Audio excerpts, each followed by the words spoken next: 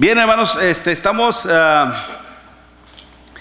tratando este tema que desde diferentes puntos de vista, desde diferentes perspectivas, lados, considerado todo lo relacionado en sí, hermanos, todo lo que está implicado en sí a lo que es las tribulaciones y las aflicciones.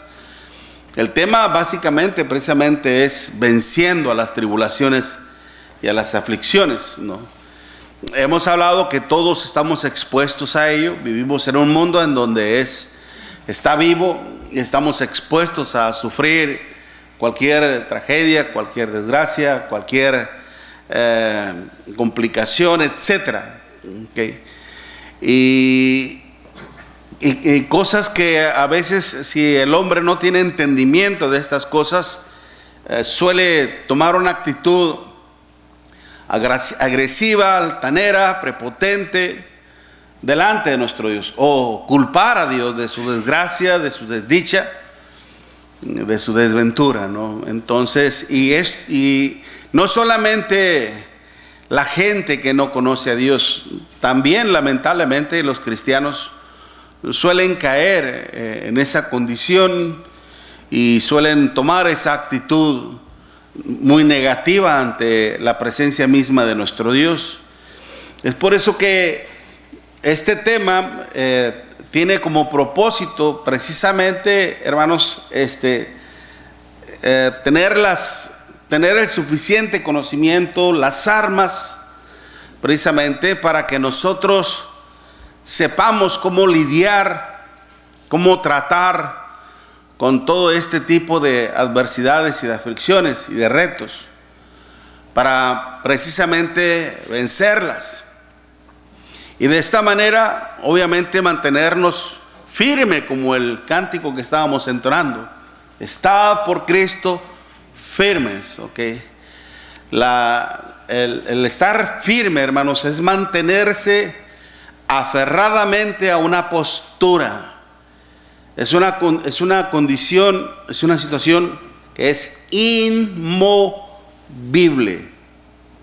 que no se mueve, ¿ok? Es como usted ha visto los soldados que están allá en Inglaterra, que están afuera del Palacio de la Reina, ¿verdad? Donde están ahí nada más, ¿verdad? Y tienen que estar ahí el tiempo que les corresponda, es ese 8 horas o 2 horas, pero ahí están. Y no se inmutan en lo absoluto, no se mueven para nada, están así nada más. ¿Okay? Eso es mantener firmemente una postura. ¿Qué es lo que los mantiene a estas personas ahí? ¿Qué es? ¿Su ego? ¿Su vanagloria?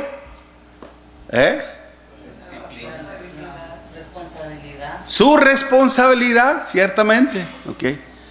Su responsabilidad y lo que le va a ayudar a mantener esa postura así es precisamente su disciplina. Tiene que estar preparado disciplinadamente para poder soportar todo el tiempo en una postura, ¿okay? En un aspecto figurativo, acuérdese por ejemplo como el barco, que todo barco cuando entra a alta mar, hermanos, se expone a las tormentas que se pueden formar inmediatamente, ¿okay? Por la corriente de aire, todo eso se pueden formar fácilmente las tormentas, en donde no había supuestamente pronóstico de lluvia ni de tormenta, de repente ¡pum!, cambia la situación, se forma una tormenta y el barco se expone a ello. Y si el barco no quiere perecer, hermanos, no quiere, ¿ok?, lo que hace es de que suelta, ¿qué? El ancla. Paz, ¿okay? Se atora firmemente abajo y el barco se mantiene en una postura. Así las olas grandes, pequeñas y para allá y para acá, el barco se mantiene ahí a flote, ¿okay? A salvo. Prácticamente en sí, hermanos, Cristo es nuestra ancla. Cristo es nuestra disciplina. Cristo es el poder con lo cual podemos realizar cualquier cosa. Por eso es de que el apóstol Pablo decía: todo lo puedo ¿en quién? En Cristo Jesús, que me fortalece. ¿Okay? Pero Y es por eso que estamos viendo precisamente, estamos conociendo en sí, en primer lugar, hablábamos sobre, así rápidamente, con qué actitud podemos confrontar nosotros todos estos retos y desafíos, tribulaciones y aflicciones. Y también entramos en el punto de que en qué nos benefician las tribulaciones. También, ¿qué es lo benéfico que podemos obtener de ello? ¿Hay algo bueno en todo esto? Es como preguntarse, ¿hay algo bueno? ¿Viene algo bueno en todo esto? Por supuesto que sí. Okay. Por supuesto que sí. Sin embargo, para obtener lo bueno de esto, precisamente para sacar provecho a una situación tan complicada, tan adversa, tan difícil, ¿okay? Pues hay que saber actuar. Y hablábamos precisamente el hecho de incrementar nuestra paciencia, de que nos perfecciona también, complementa nuestro espíritu. Lo decíamos, también nos ayuda a tener una mejor percepción de la vida, ¿okay? A tener una mejor visión de la vida. Cuando uno tiene una mejor visión de la vida, tiene una mejor comprensión de las cosas. Nos es mucho más fácil comprender las cosas y aceptar el designio que nos toque, sufrir, vivir. Y el último punto que vamos a tratar en esta área, en qué nos beneficia, porque después vienen los propósitos, ¿okay? Los propósitos, y con eso es donde vamos a terminar. Pero el cuarto inciso es de que nos ayuda a no blasfemar en contra de nuestro Dios. Sé que en anteriores ocasiones hemos tocado algo en cuanto al ejemplo de Job, hermanos. Pero ahora lo vamos a ampliar a un poco más, ¿no? Para aprender más de lo que hizo Job, ¿no? Ante una situación así también tan adversa y tan complicada. La misma palabra, nuestro Dios nos dice, por algo el Señor nos dice: esta es la vida eterna, que te conozcan a ti, al único Dios verdadero, y a Jesucristo a quien tú has enviado. En esto consiste la vida eterna, conocer a Dios perfectamente. Empieza uno a conocer a Dios a través de las Escrituras también, pero entra también a través de una relación con nuestro Dios. Y tiene que ver mucho esa palabra, conocerlo íntimamente, personalmente. Anteriormente lo hemos dicho. Y no solamente eso, por eso es de que también el apóstol Pedro, cuando el Señor le dijo allá en Juan capítulo 66, versículo 66, si vosotros se quieren ir, al igual que estos que se quisieron ir porque no comprendieron mi lenguaje, a pesar de que yo les dije que mis palabras son espíritu y son vida, no son en un aspecto literal. Muchos de ellos se espantaron cuando el Señor le dijo que el que no coma mi carne y no beba mi sangre no tendrán parte conmigo. Y dijeron: dura es esta palabra. No entendieron las palabras del Señor, el concepto del Señor, y se fueron. Y es por eso que el Señor les dijo a ellos: ustedes también se quieren ir, váyanse. En respuesta a eso, Pedro le dice: Señor, ¿a quién iremos? Tú tienes palabras de vida eterna, y nosotros hemos visto y hemos oído que tú eres el Hijo del Dios. Claro. Okay. Pero lo que dijo Pedro era totalmente perfecto. Tú tienes palabras de vida eterna. La fuente inagotable de la vida es Cristo. La fuente inagotable de la sabiduría es Cristo. La fuente inagotable de la revelación de Dios es Cristo mismo. Pero ahí les va el punto. ¿Podría uno blasfemar teniendo un pleno conocimiento de Dios? ¿Podría uno llegar a blasfemar teniendo pleno conocimiento de Dios? ¿O teniendo un conocimiento suficiente? ¿Qué tanto conocimiento tiene usted de Dios? ¿Cuántos años ha aprendido usted de Dios? Muchos años. En muchos años ha adquirido mucho conocimiento. ¿Verdad? Mas sin embargo, dígame una cosa, ¿ha llegado a blasfemar en contra de nuestro Dios? ¿Sí o no?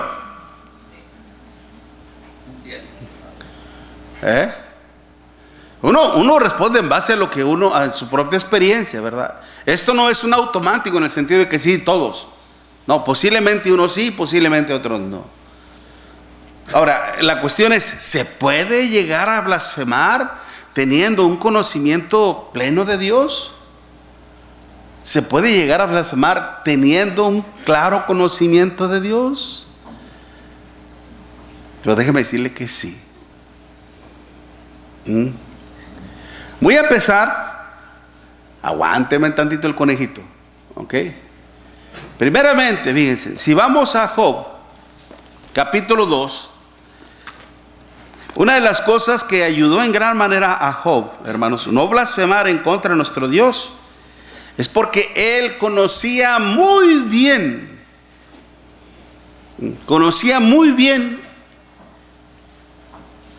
el carácter de nuestro Dios. Él sabía que Dios es un Dios justo. ¿Okay? Él sabía muy bien que Dios es un Dios justo. Y miren lo que dice Job capítulo 2, y era el versículo, vamos a leer versículo 7 en adelante. Job 2, versículo 7 en adelante. Entonces salió Satanás de la presencia de Jehová e hirió a Job con una sarna maligna desde la planta del pie hasta la coronilla de la cabeza. Y tomando Job un tiesto para rascarse con él, y estaba sentado en medio de la ceniza. Entonces le dijo su mujer: ¿aún retienes tu integridad? Maldice a Dios y muérete. Y él le dijo: como suele hablar cualquiera de las mujeres fatuas, has hablado. ¿Qué? ¿Recibiremos de Dios el bien y el mal no lo recibiremos? Y dice la Escritura, hermanos, que en todo esto no pecó Job con sus labios. ¿Qué le hizo? ¿Qué fue lo que hizo que Job no pecara de blasfemo ante la presencia de Dios? El conocimiento. Cuando dice que recibiremos de Dios el bien y el mal no lo recibiremos. De Dios recibimos el bien, hermanos, cuando estamos bien con Él, cuando estamos en armonía con Él, cuando obramos conforme a su voluntad. Dios nos premia, Dios nos galardona, Dios nos bendice. Pero cuando obramos contrariamente a su palabra, cuando obramos contrariamente a su voluntad, cuando pecamos, Dios es un Dios que nos apapacha. No te preocupes, no hay problema, todo está bien. Es así Dios, hermanos. Por algo el Señor nos dice: he aquí yo reprendo y castigo. ¿A quiénes? A todos los que amo. Sé pues celoso y arrepiéntete. La disciplina conlleva amor, hermanos. Está ligada, está asociada al amor. Si amamos, es por eso cuando uno de sus hijos se porta mal, cuando uno de sus hijos hace una travesura, ¿le premia? ¿Le da un galardón? Bravo, mijo, así se hace. ¿Le dice eso? Por supuesto que no, ¿verdad? Le hace ver su error. No debiste haber hecho esto. Es que no debiste haberte comportado así. No era la manera de obrar de esta manera. No te justifica que hayas hecho esto y esto y lo otro. Lo siento mucho, pero va a estar castigado. Conlleva un castigo. ¿Por qué lo hace? Los amamos. Y en nosotros como padre, hermanos, está la responsabilidad precisamente de formar un buen carácter en ellos, para que tengan un buen juicio también. y sepan tener en claridad en sus obras, también sepan distinguir de lo bueno de lo malo. ¿Qué es lo bueno y qué es lo malo? Cuando el pueblo de Israel, hermanos, ya había perdido esa capacidad de discernimiento, precisamente en Isaías capítulo 5, Dios le decía precisamente: ay de lo que a lo bueno le dicen malo y a lo malo bueno. Entonces por eso es de que Dios castiga cuando hay una transgresión a su palabra, cuando hay una desobediencia, cuando algo atenta contra su santidad. Y esto lo conocía muy bien Job. Tal vez la situación por la cual estaba pasando Job, hermanos, para él era incomprensible hasta cierto punto. Él no sabía lo que estaba pasando entre lo celestial, entre Dios y la tierra. Él no sabía ese diálogo que había, ese trato que hubo entre Dios y Satanás. Toca su cuerpo, pero respeta su vida. Lo maravilloso de esto es cómo es que el mismo diablo se somete a la voluntad de nuestro Dios. Aunque ciertamente Satanás podía matar a Job, como lo hizo con sus hijos. Pero aquí, hermanos, Dios lo estaba poniendo un límite. No lo hagas. Y la cuestión es de que precisamente Job, ¿de dónde obtuvo Job este conocimiento? ¿De dónde obtuvo Job este criterio, esta idea? ¿Se acuerdan qué pasó con Adán, con Caín y Abel? ¿Cómo es que la ofrenda de Abel agradó a Dios? Y se agradó de Abel, pero no se agradó Dios de la ofrenda ni de Caín ni de su ofrenda. Y eso trajo como consecuencia un conflicto entre hermanos. Surgió la envidia, el rencor hacia su propio hermano, y empezó a atentar contra él.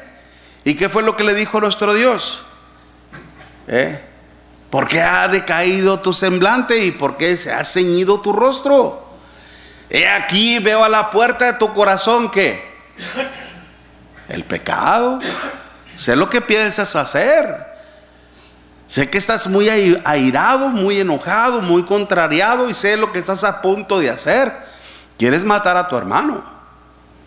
Dios le estaba poniendo en evidencia los sentimientos y las intenciones que Caín estaba teniendo para con su hermano. Y es por eso que él le dice: si hicieres el bien, ¿no serás enaltecido? Si hicieres el bien, ¿no serás enaltecido? ¿Por qué Caín no fue enaltecido así como Abel? Porque Abel, a diferencia de Caín, Abel sí obedeció a la palabra de Dios. Caín no lo hizo. Si en realidad quieres ser enaltecido, si en realidad me quieres agradar, me quieres complacer, hazlo como lo hizo tu hermano. Pero el Señor le dijo: he aquí, veo a la puerta de tu corazón el pecado. Tú te puedes enseñorear sobre él. Es decir, tú puedes dominarlo, tú puedes vencerlo y evitar esta desgracia, esta desdicha. Pero si no lo haces, sabe que mi ira y mi enojo estarán contigo. Y es que Dios, hermanos, acuérdense lo que dice Nahum capítulo 1 versículo 3: Dios nunca tomará por inocente al que es culpable. Job había adquirido el conocimiento. Él sabía a la perfección el carácter mismo de Dios. ¿Cómo es que entre ellos se conocían muy bien, hermanos? Entre Job y Dios se conocían muy bien, porque ¿cuál era el testimonio de Dios para con Job? Lo que dice ahí en Job capítulo 1 y en el versículo 1: hubo en la tierra de Uz un varón llamado Job, y era este hombre perfecto, dice, recto, temeroso de Dios y apartado del mal. Y luego allá todavía en el versículo 8, versículo 8: y Jehová dijo a Satanás: ¿No has considerado mi siervo Job, que no hay otro como él en la tierra? Varón perfecto, recto, temeroso de Dios y apartado del mal. ¿Conocía a Dios muy bien a Job, hermanos? Sí, lo conocía. Podemos decir, ¿Dios le conoce a usted personalmente? ¿Sabrá Dios que usted o yo tenemos estas mismas características? ¿Se agradará a Dios de nosotros, hermanos? Que sea para la honra y gloria de nuestro Dios, por supuesto. Okay. Pero también Job conocía muy bien a Dios. Y es por eso que él estaba diciendo a su esposa: como una mujer fatua has hablado, como una persona sin previo conocimiento, como una persona falta de conocimiento, como una persona ignorante has hablado. Eso es lo que significa, hermanos. Fatua es la palabra Nabal, con B grande, Nabal, que significa necio, loco. Una persona que habla cosas incoherentes, que no hay lógica en sus conceptos, en sus contextos, en su palabra misma. Okay. Hablando locura. Por eso el decir no comportarnos de una manera irracional e incoherente, hermanos, y falta de razón delante de nuestro Dios, esto es lo que describe la palabra misma fatuo. ¿Okay? El comportarnos más bien de esa manera, irracional, incoherente y falto de razón. Hablar malamente del ser divino, hablar malamente de nuestro Dios, hermanos, de un Dios que es perfecto, que es maravilloso, que es grandioso, que es la fuente de la sabiduría, hermano. Hablar mal de Él es hablar tontamente. Al igual, hablar de Cristo también es de la misma manera. ¿Ok? Por eso todos los que se han atrevido a blasfemar contra nuestro Dios, hermanos, no han permanecido en pie. Es decir, todos han sido disciplinados y todos han sido castigados. ¿Qué le pasó al pueblo de Israel? ¿Se acuerdan? La hablamos la vez pasada, cuando el pueblo fue y se quejó contra Moisés y contra Dios, de que decían de que estamos hastiados de este pan tan liviano. ¿Se acuerdan allá en Números capítulo 21? ¿Okay? Y hablaron mal de Dios y mal de Moisés. ¿Y qué hizo Dios? Dios les mandó serpientes ardientes para que fueran mordidas por ellas. Y empezó una gran mortandad. La paga del pecado es muerte. ¿Okay? Esa ofensa, el blasfemar, hermanos, hacia nuestro Dios es algo terriblemente grave. Y lo increíble del asunto es de que la ignorancia, hermanos, no justifica a nadie. Es que yo no sabía, Dios. Es que yo me dejé llevar por lo que otros pensaban o decían. Nada nos justifica delante de Dios.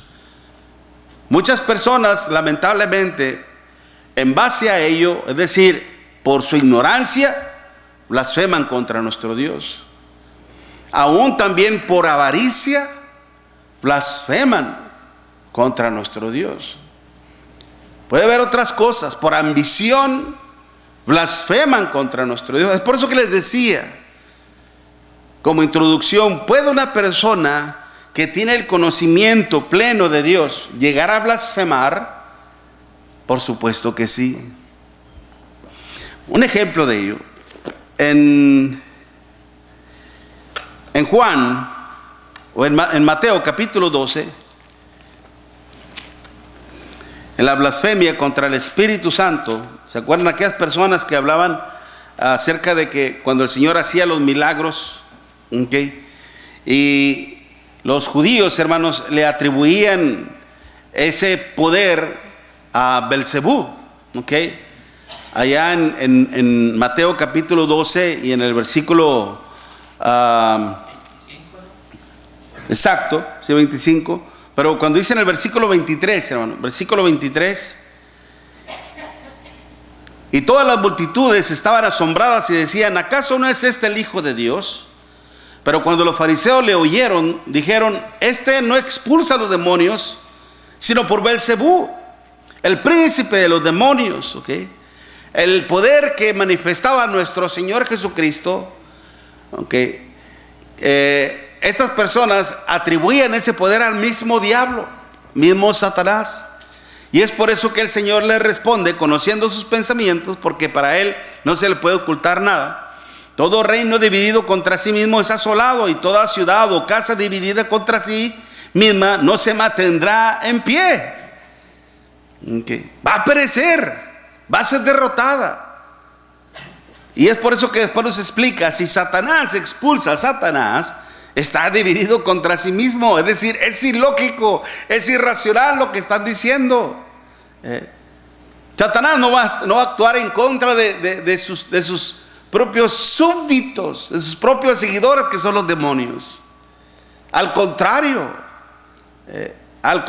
los va a fortalecer para que destruyan a la persona.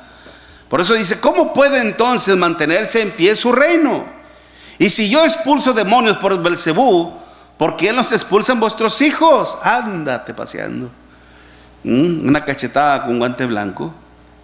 O sea, yo por Belcebú, ¿y sus hijos qué? ¿Por quién lo hacen? ¿Okay? Por tanto, dice, ellos serán vuestros jueces. Pero si yo expulso a los demonios por el Espíritu de Dios, entonces, dice, como consecuencia o como evidencia de esto, dice, entonces el reino de Dios ha llegado a vosotros. ¿O cómo puede alguien entrar en la casa de un hombre fuerte y saquear sus bienes si primero no lo ata? Y entonces saqueará su casa. No recoge y no saqueará su caja, dice. Entonces saqueará su casa, dice. A ver, espérame tantito.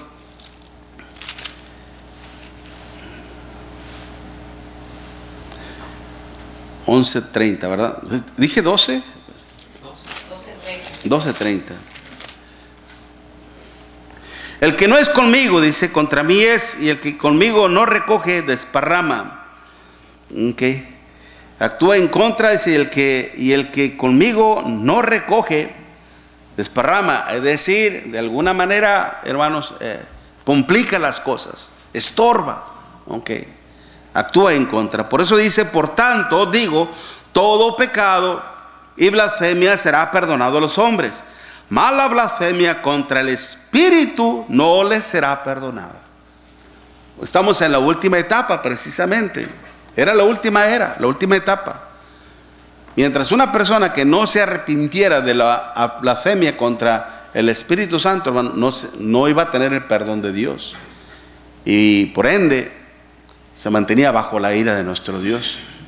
Pero estas personas, hermanos, estamos hablando de gente que conocía a Dios. De gente que conocía a Dios. De gente que conocía su palabra.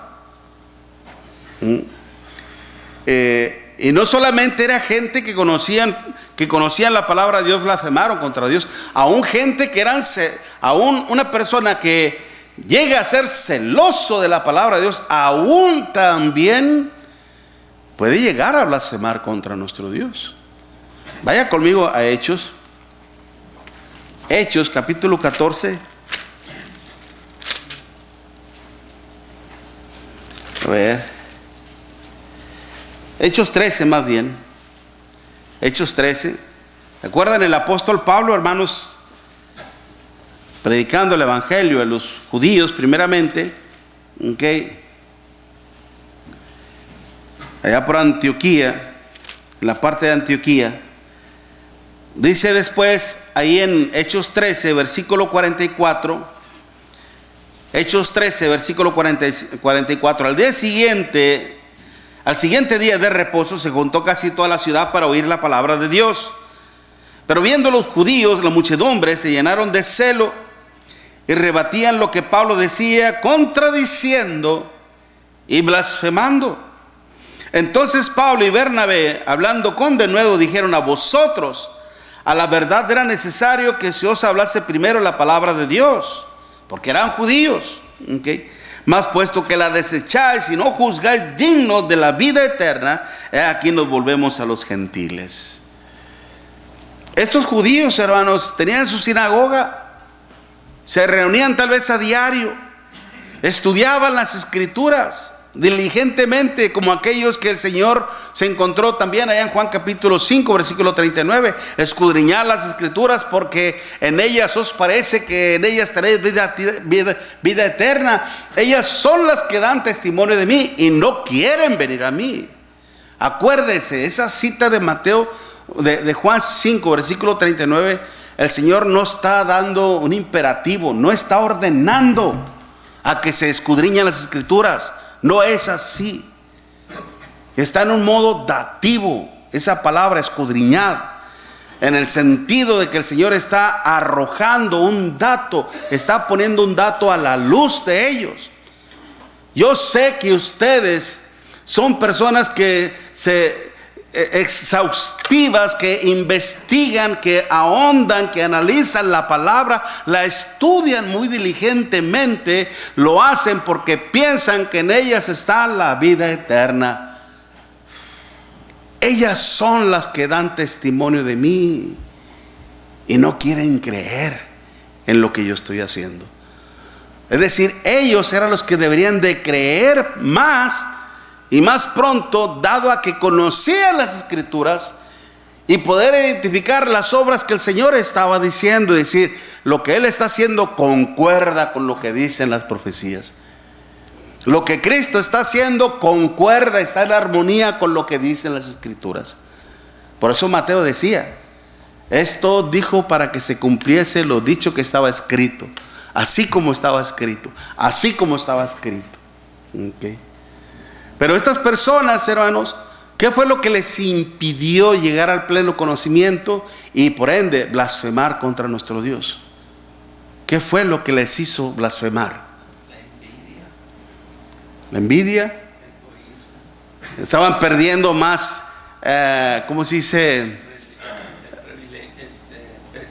Más protagonismo, vaya. Y más protagonismo. Usted sabe que, por ejemplo, en las películas el protagonista, el autor principal, ¿verdad?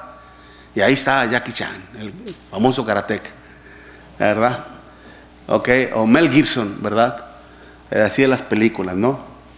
Es el protagonista, el principal, ¿ok? Ellos querían ser los protagonistas en esa actividad, ¿ok?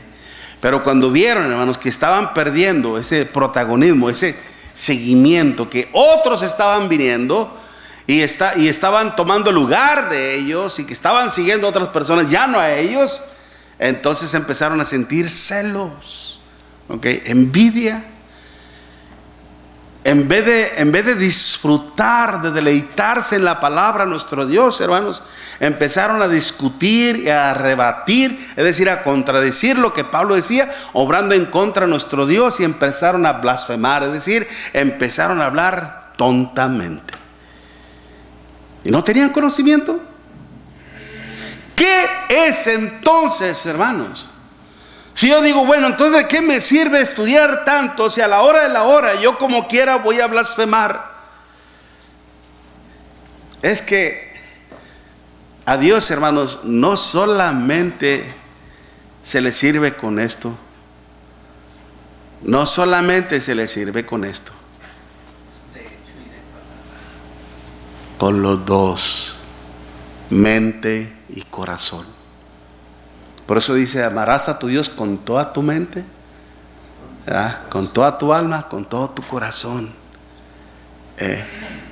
Si el conocimiento de Dios, hermanos, no baja, aquí no hay obra. De nada nos sirve si nosotros no ponemos en práctica los mandamientos de Dios, hermanos, la sabiduría de Dios. Nunca vamos a entender las cosas, nunca las vamos a comprender. Por eso lo que nos garantiza a nosotros es conocer a Dios y someternos a su voluntad. ¿Qué fue lo que dijo Job? ¿Qué? ¿Recibiremos el bien de Dios y el mal no? Y dice nuestro Dios, en todo esto Job no pecó, porque él, a pesar de estar en una situación tan conflictiva, tan crítica, tan mal, hermanos, él no atentó contra nuestro Dios. en algún momento él nunca culpó a Dios. Él mostró molestia, él mostró disgusto, él mostró incomprensión. Él lo sabía en todo eso, hermanos, pero él no pecó contra Dios. Y mire lo que hizo nuestro Dios. Mire, vamos allá en el Salmo 42, hermanos. Salmo 42. No Salmo. Job, hermanos. Job 42. Al libro de Job, en el capítulo 42, versículo 7. Libro de Job, capítulo 42, versículo 7. Aconteció que después que habló Jehová estas palabras a Job, Jehová dijo a Elifaz temanita: mi ira se encendió contra ti y tus dos compañeros. Órale. Traen temor, ¿ok? Mi ira se encendió contra ti y tus dos compañeros. Razón, porque no habéis hablado de mí lo recto, como mi siervo Job. Para los que predicamos, hermanos, para los que ministramos, para los que hablamos de la palabra de nuestro Dios, es ciertamente, hay un gozo, un privilegio, nos gozamos, disfrutamos, pero hay una enorme responsabilidad. Tenemos que apegarnos al contexto de nuestro Dios, a hablar lo que Dios quiere que hablemos, como le dijo al profeta Jeremías, ¿ok? Y háblales todas las palabras que yo te mandé a hablarles. O como lo hizo también con Jonás. Una vez que se arrepintió Jonás y Dios lo rescató de esa ballena y todo, ¿verdad? Después en el segundo capítulo dijo: levántate y ve a Nínive y predica en ella todo lo que yo te he dicho. Dios siempre ha demandado a sus siervos que hablen lo que Él ha querido decir a su pueblo. Cuando no lo hacemos, ¿qué le pasó a Moisés? ¿No fue castigado? ¿No fue disciplinado? ¿No pudo entrar a la tierra prometida? ¿Por qué? Porque no habló conforme a las palabras de nuestro Dios. Cuando uno no habla conforme a las palabras de Dios, hermanos, estaremos hablando torpemente.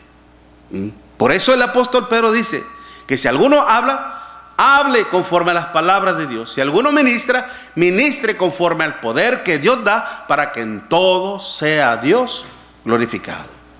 Y no solamente conlleva esto, sino hay que tener mucho cuidado, sobre todo, hermano, con lo que aprobamos y con lo que desaprobamos. Yo no soy Dios para decir esto se debe de hacer y esto no. Cuidado. No demos un paso sin antes consultar a Dios, preguntar a Dios: ¿esto es correcto? Que Dios nos lo muestre. Mire las consecuencias. Mi ira se encendió contra ti y tus dos compañeros, porque no habéis hablado de mí lo recto, como mi siervo Job. Ahora pues, tomaos 7 becerros y 7 carneros, e id a mi siervo Job, y ofreced holocausto por nosotros. Y mi siervo Job, note, y mi siervo Job orará por vosotros, porque de cierto a él atenderé para no trataros afrontosamente, por cuanto no habéis hablado de mí con rectitud, como mi siervo Job. Fueron pues Elifaz temita, Bildad suita y Sofar naamatita, e hicieron como Jehová les dijo, y Jehová aceptó la oración de Job, y quitó Jehová la aflicción de Job, como cuando él hubo orado por sus amigos, y aumentó el doble de todas las cosas que habían sido de Job. Aumentó el doble. ¿Qué es lo que había dicho Job, hermanos, allá en el capítulo 2? Que recibiremos el bien de Dios y el mal no. ¿Qué era lo que estaba recibiendo aquí Job de parte de Dios, hermanos? ¿El mal o el bien? El bien. Por eso Dios se complace con los que en Él confían, hermanos. Y confiar en Dios implica, hermanos, someternos a su temor, a su justicia, a su palabra, a su verdad. Dios es bueno, hermanos, créanlo. Es buenísimo nuestro Dios. Yo por eso a veces, honestamente, hermanos, les digo, de mis súplicas a Dios, le digo, permíteme, mi Dios, que siempre mi corazón hacia ti siempre sea honesto. Que nunca procure la vanagloria ni nada por el estilo. Que siempre te sea honesto. Que siempre busque darle la honra y la gloria a tu nombre. Solo eso. Es más, a veces ni quisiera tener yo voluntad propia. Yo le digo, no quiero tener voluntad propia, solo quiero tener tu voluntad sobre mí. Sé que es imposible, porque es ahí en donde está el mérito. En mi propio juicio, en mi propio criterio, servir a nuestro Dios. Y mire cómo se habrán quedado estas personas que prejuzgaban a Job, que decían, si tú estás en esa situación es porque pecaste. Porque pecaste, y porque pecaste, y porque te lo mereces. Estaban prejuzgando la condición de Job y a Job mismo. Pues con estos amigos, pues ¿para qué quieres enemigos, no? Pero Job, hermanos, ciertamente el conocimiento que él había adquirido a nuestro Dios, la aplicación misma de la sabiduría de Dios a su vida, en todos los acontecimientos de su vida, hermanos. Porque cuando había abundancia, ¿qué era lo que hacía Job? Oraba siempre a Dios. Se ofrecía sacrificios a nuestro Dios. Oraba y adoraba siempre a nuestro Dios. Y ante una situación incomprensible, ¿qué hay que hacer? ¿Qué fue lo que dijo nuestro Señor Jesucristo en el huerto del Edén? Si es preciso, Señor, haz que pase de mí esta copa, mas no se haga mi voluntad sino la tuya. Job es un símil, hermanos, es una figura retórica perfecta de la persona misma de nuestro Señor Jesucristo. Aquí Job es Cristo. ¿Y quiénes son sus hermanos? ¿A quiénes representan sus hermanos? A ti, a mí, a nosotros. Vayan con Él. Él va a ofrecer el sacrificio y Él orará. ¿Por quién? Por ustedes. ¿Y qué es lo que dice la palabra de nuestro Dios en Romanos capítulo 8, si no me equivoco, hermanos, cuando el Señor dice, ¿quién es el que hasta ahorita, hermanos, sigue intercediendo por nosotros? Romanos 8, versículo 32, Romanos 8, versículo 32, el que no escatimó a su propio Hijo, sino que lo entregó por todos nosotros, ¿cómo no nos dará también con Él todas las cosas? ¿Quién acusará a los escogidos de Dios? Dios es el que justifica. ¿Quién es el que condenará? Cristo es el que murió, más aún el que también resucitó, el que además está a la diestra de Dios, el que también, ¿qué hace, hermanos? Intercede, aboga por ti, por mí, por todos nosotros. ¿Qué está haciendo nuestro Señor Jesucristo hasta el día de hoy, hermanos? Él sabe que en algún momento usted y yo podemos fallarle.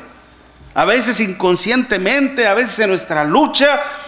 Él intercede por nosotros porque Él ya estuvo en nuestra propia humanidad. Él ya sabe lo que se siente humanamente hablando. Como le dijo a Pedro: Pedro, Satanás os ha pedido para zarandearos como a trigo, mas yo he rogado por ti para que tu fe no te falte. A la hora de la hora, en el momento de lo que estábamos hablando angustiante, hermanos, si el Señor no hubiera orado por Pedro, ¿qué hubiera sido el apóstol Pedro? Tal vez hubiera terminado igual que Judas, suicidado, ahorcado, posiblemente. Pero imagínense que el Señor nos diga: ay, Miguelito, Miguelito, Ay, Josecito, Josecito. Ay, Fabiancito, Fabiancito. Satanás os ha pedido para zarandearos como a trigo. ¿Qué sentiríamos, hermanos? Pedro no sintió nada, porque estaba lleno de soberbia, de orgullo. No sabía lo que le iba a venir. ¿Levantaste la mano, hermano? Sí. ¿Vieron? Oh, perdóname, mi hermano. Perdóname. Comentario. Sí. Muchas veces, por lo que es en nuestra vida cotidiana, ¿no? Como familia, como esposo, tienes tu hogar, tus hijos. Hay momentos que pues, el enemigo no descansa, ¿no? No, nunca. Cuando ve un matrimonio estable, se quiere meter de cualquier manera. Forma. Y a veces tenemos ese pensamiento de que hiciste algo mal, por eso Dios te está castigando, Dios te está poniendo algo, y tenemos ese concepto mal, porque debemos de pensar de manera muy distinta. Estoy en la mira de Dios y Dios me está tratando de ayudar, me está tratando de instruir, me está diciendo, fortaleciendo en una forma de que pues cuando llevas tus oraciones a Dios y necesitas tener más paciencia, lógico que te va a venir más tribulación. Sí. Y te está ejerciendo. Pero muchas veces pensamos, oh, es que hice algo mal y ya mejor me retiro, Sí. ya no quiero seguir en las cosas de Dios. Sí. Pero pongámonos a pensar lo que pasó con Job. Él pensaba esa situación. Él pensaba en recibir lo malo y recibir lo bueno de Dios. Tener paciencia, porque era una instrucción para... En base a sus propias obras, ciertamente. A veces nosotros como padres no entendemos esa situación. O como siervo del Señor. Porque cuando el hijo pródigo se fue, y regresó, ¿qué recibió de su padre? No le dijo, ahorita vas a ver, o ya ves, te dije que no te fueras, y lo puso como realmente decimos, como lazo de cochino, y se volvió a ir porque lo regañaron. No. ¿Qué es lo que hizo? ¿Me perdonó? Lo abrazó. Lo abrazó, tuvo misericordia. Lo trajo, le puso su anillo, hizo fiesta, o sea, maravilla. Y todavía se le puso a su hijo, el otro hijo que se había quedado con él y el que lo obedecía. Ciertamente. Entiendo el punto donde, que mencionas, hermano, ciertamente, no, que hay castigo detrás de la desobediencia. Y discúlpame que te interrumpa, ya el tiempo lo tengo encima, brother. Pero déjame aclarar una cosa, hermano. A veces las consecuencias de nuestros actos, a veces los consideramos como el castigo de Dios. No es así.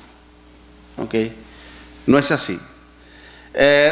Toda acción, todo efecto trae su causa y efecto. La ley de la, ¿cómo se le llama eso? De la gravedad, algo así. Causa y efecto. ¿Ok? Entonces, nuestras acciones van a traer consecuencias. Si nuestras acciones son buenas, traen consecuencias buenas. Si nuestras acciones son malas, traen consecuencias malas. Es decir, de alguna manera mi relación con Dios ha sufrido una ruptura. Me equivoqué, pido uno perdón.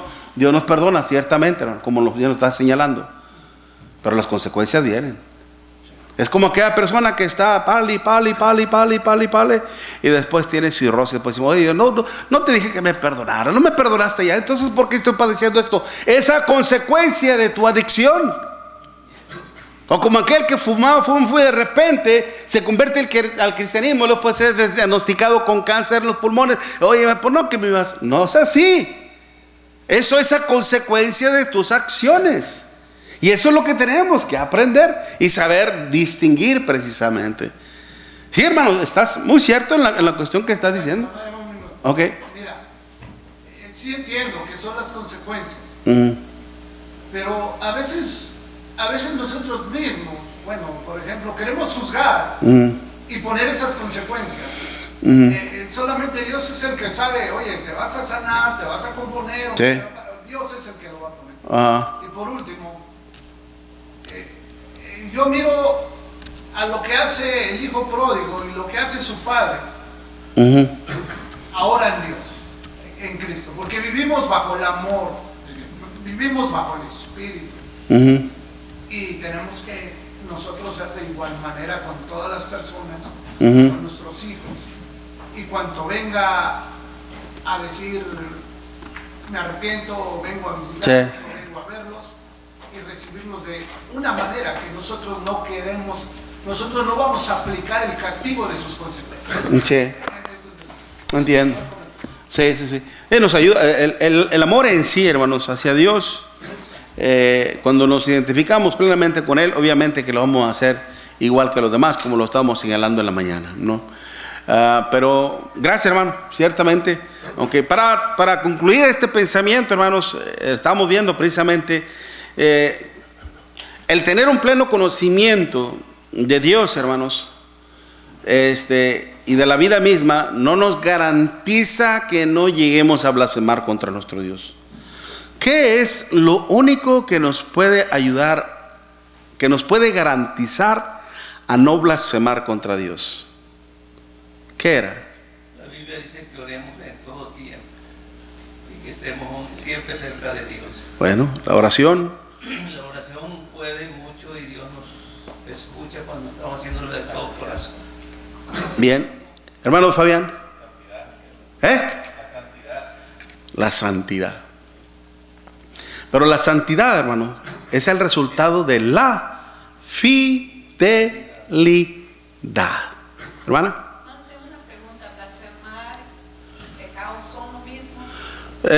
La blasfemia es un tipo de pecado. ¿Okay? Es como robar, matar, fornicar. Son diferentes tipos de pecado, pero todo es pecado. Está encerrado en pecado.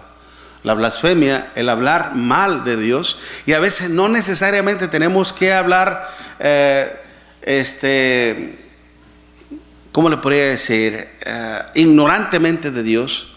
A veces el contradecir en su palabra, como los judíos que estaban haciendo, estaban blasfemando contra nuestro Dios, porque estaban hablando mal de la palabra de nuestro Dios. ¿Okay? El hablar mal de la palabra es hablar mal de Cristo mismo. Okay.